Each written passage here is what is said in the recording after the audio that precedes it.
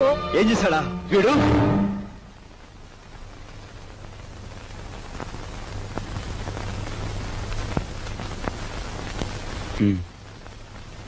బాబు,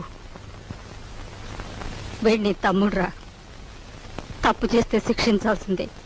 కాకపోతే ఆ సమయంలో వీడిని తమ్ముడని మాత్రం గుర్తుంచుకుంటే చాలు. పదరా.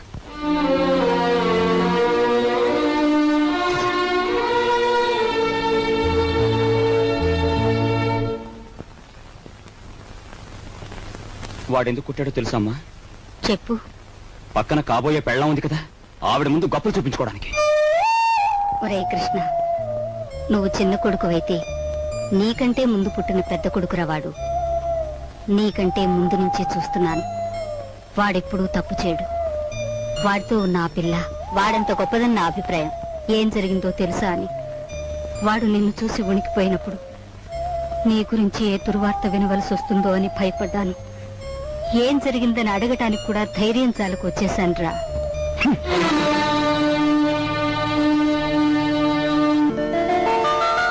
ఈమె నా చెల్లెలు ఇల్లు వదిలి వచ్చేసింది. మీ సేవా సాధనలో ఉందేమో. సారీ, ఇలాంటి అమ్మాయి ఎవరూ లేరు. వస్తానండి.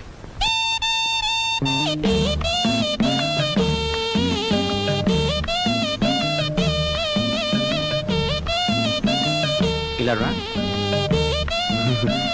వస్తున్నా. నీ చూపులోని ఆకలి నాకు అర్థమైంది.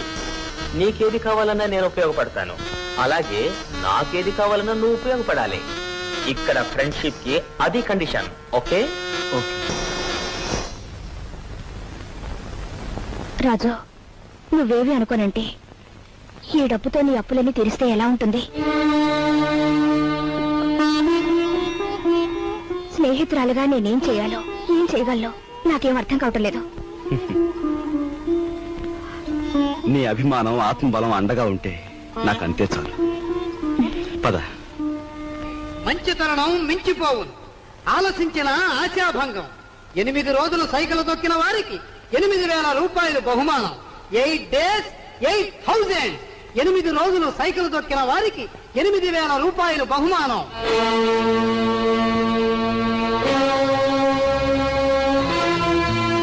రాజు, అప్పులు తీర్చడానికి నువ్వు సైకిల్ తొక్కుతున్నావట. మనలాంటి కుటుంబాల్లో పుట్టి ఇలాంటి పనులు చేస్తే ఎంత పరువు తక్కువగా ఉంటుందో ఆలోచించు.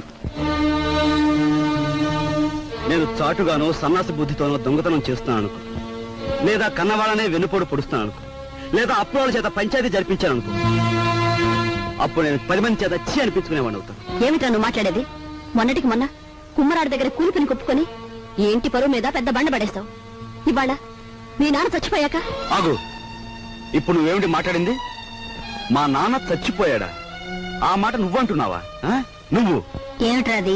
ఆవిడ అలా రెట్టిస్తున్నావు. మరి చూడమ్మా, నాయనమ్మా నాన్న చచ్చిపోయి అంటుంది, అత్తయ్య అంటుంది. అసలు అసలు నాన్న చచ్చిపోవడం ఏంటమ్మా? Non sense. నాన్న చచ్చిపోలేదు. నాన్న చచ్చిపోలేదు. మనందరం కలిసి ఆయన చంపేశాం. అవునమ్మా, నిర్దాక్షిణ్యంగా కాలు రాసి చంపేశాం.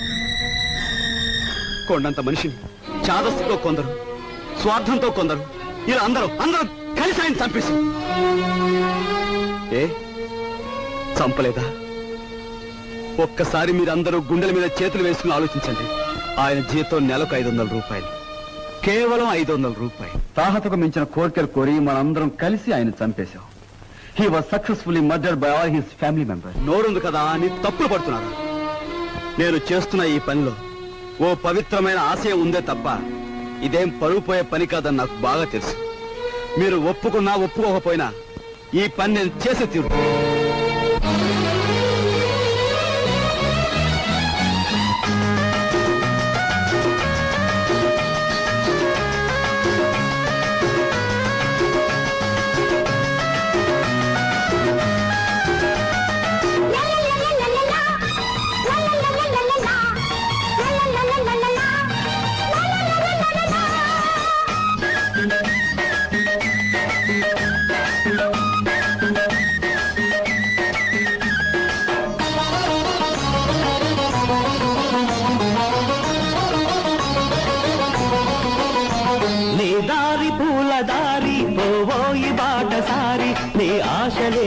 ఫలించగా ఫలించు విజయ భేరి నీ ఆశలే ఫలించగా ఫలించు విజయ భేరి నీ దారి పూల దారి పోయి మాట సారి నీ ఆశలే ఫలించగా ఫలించు విజయ భేరి నీ ఆశలే ఫలించగా ఫలించు విజయ భేరి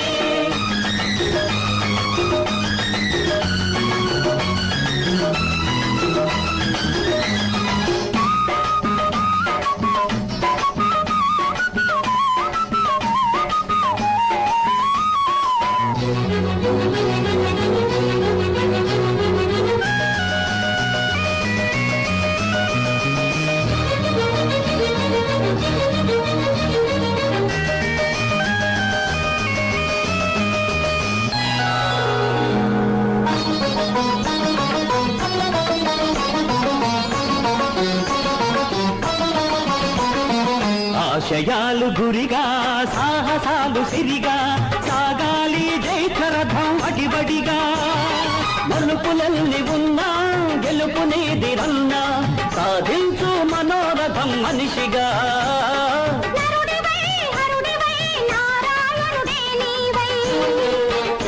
నీ వాసలే ఫలించగా వరించు విజయలక్ష్మి నీ వాసలే ఫలించగా వరించు విజయలక్ష్మి నీ దారి పూల దారి పోయి మాట సారి నీ ఆశలే ఫలించగా ఫలించు విజయ భేరి నీ ఆశలే ఫలించగా ఫలించు విజయ భేరి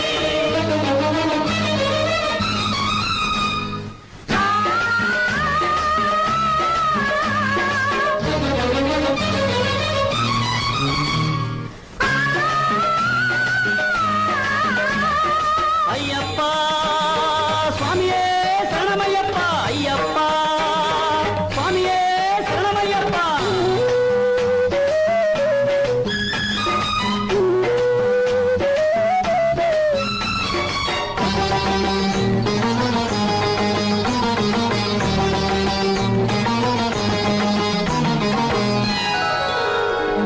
కాళరాత్రి ముగిసే కాంతి రేఖ మెరిసే నీ మండిన గుండెల నిట్టూర్పులలో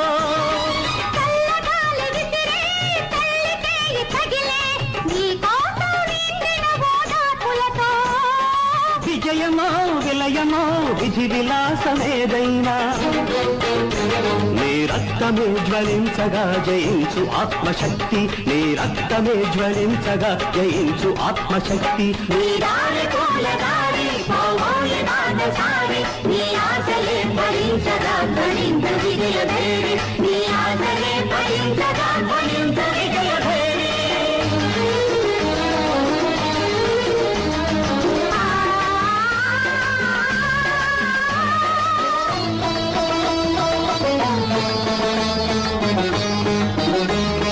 అయ్యప్ప స్వామియే శరణమయ్యప్ప అయ్యప్ప స్వామియే శరణమయ్యప్ప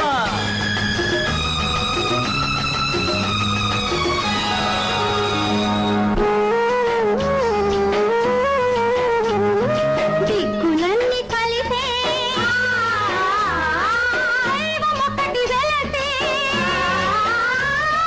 నీరక్తాభిషేకం చేస్తుంటే మతములన్నీ కరిగే మమత దివ్య వెలిగే నీ ప్రాణం నైవేద్యం పెడుతుంటే ధీరుడివై విక్రమాకుడివి నీవై నీ లక్ష్యమే సిద్ధించగ దీవించు దైవ శక్తి నీ లక్ష్యమే సిద్ధించగ దీవించు దైవ శక్తి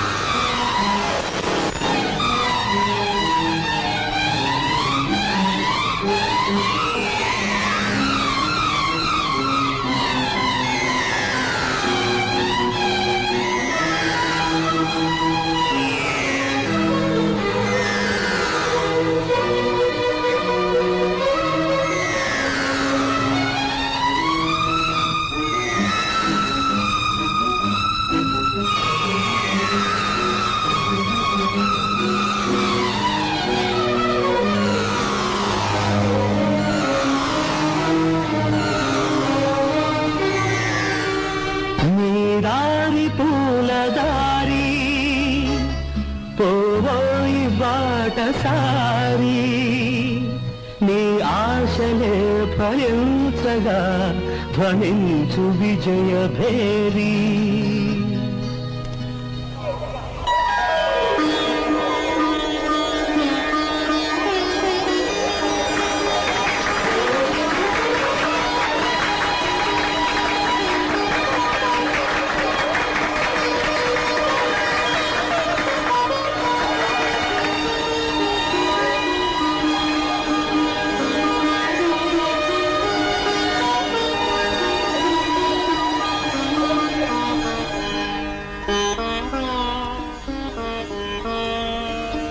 ఇవాళ నీ కొడుకు ప్రయోజకుడైనందుకు ఇప్పుడు నువ్వు ఉంటే ఎంత ఆనందించేవాడివిరా.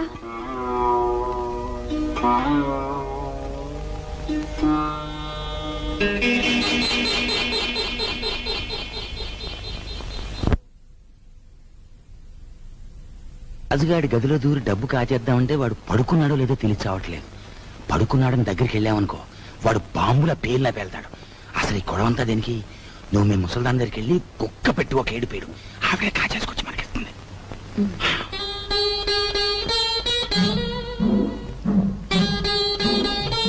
రాజు సైకిల్ దుక్కి సంపాదించిన డబ్బుతో ముందు అప్పులు తీరుస్తానంటున్నాడు. మమ్మల్ని మాత్రం ఆగమంటున్నాడు. వాడు సైకిల్ తొక్కుతానంటే మనం అందరం వాడిని కాదన్నాం. ఇప్పుడు ఆ డబ్బు మనం కావాలంటే ఏం బాగుంటుందమ్మా? అందుకే వాడి చేతుల నుంచి మనం తీసుకోము. మరి నువ్వు ఆ గదిలోకి వెళ్తావు, ఎవ్వరికి అనుమానం ఉండదు. ఆ డబ్బు నువ్వు తెస్తావు.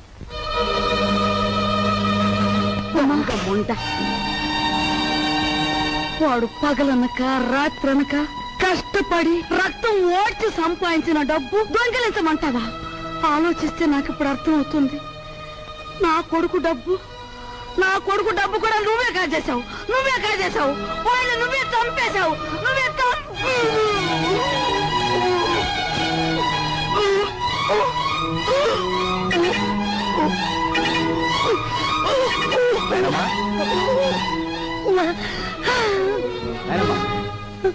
బాబు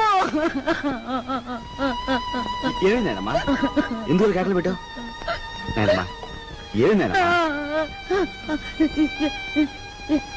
ఏం లేదు బాబు, ఏదో పీడకలు వచ్చింది. మీ నాన్న గుర్తుకొచ్చాడయ్యా. సరే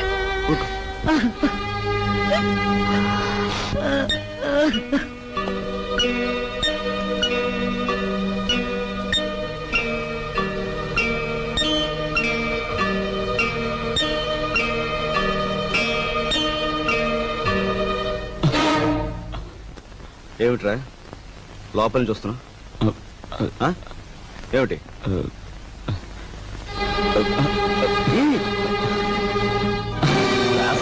ఏమిటారు చేసిన పని?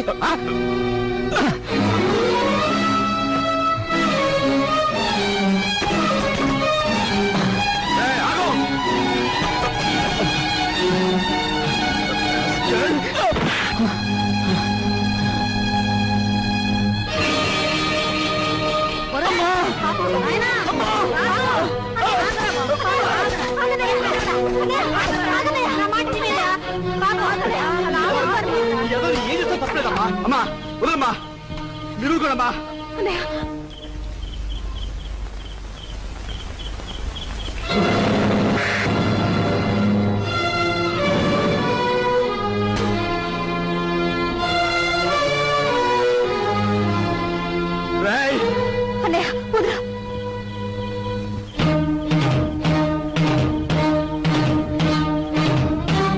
దుర్మార్గుడా, ఎంతకు తెగించావురా?